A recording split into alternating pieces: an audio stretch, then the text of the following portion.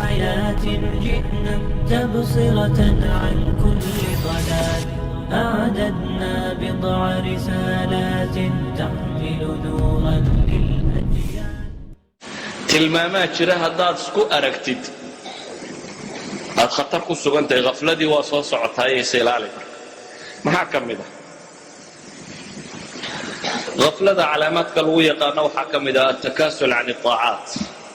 haddaad aragto qofkoo ka caaj haddaad naftaada aragto iyadoo markaa cibaadada iyo daacada la soo qaadana ay caajis iyo wahsi iyo hamaansi bilaabayso marka sheekada iyo hadaltirada iyo tirorogta la wadana aad nashiid iyo qof firfircoonoo soo jeedo aaraa badan oo hadal fiican oo warramaya aad noqoto ogsanow xanuunku bilowgu kugu yihi waa wax ka mid ah acraadii sidaa awgeed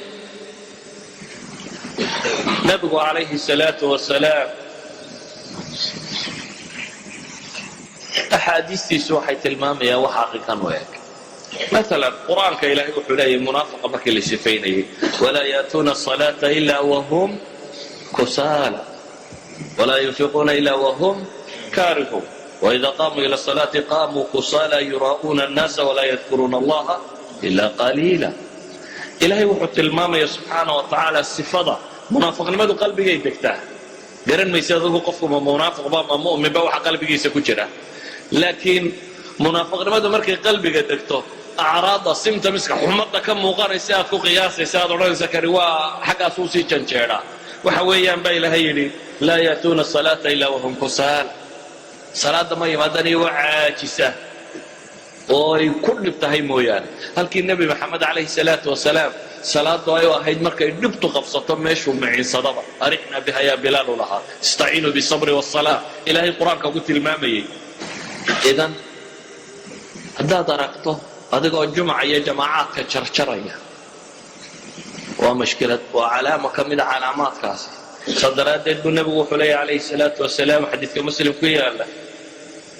duul ka tageen oo ka tageen yacnii jimca ka tegistooda joojiyeen amase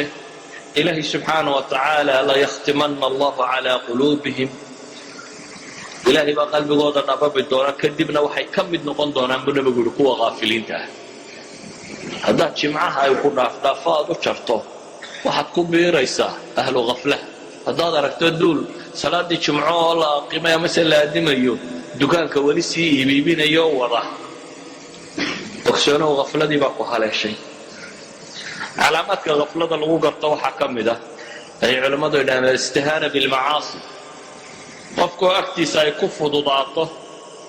macsidu adhowaad iska toobadkeenaa macaynkan ee iska samey tan gabadhan iska salaan tan la sii hadal waxaan samey halkan ka bax waxoogaaga ribada iminka doorka ka dambaad ka toobadkeenaya iska wad harima jara dunuubtii waaweynayd iyo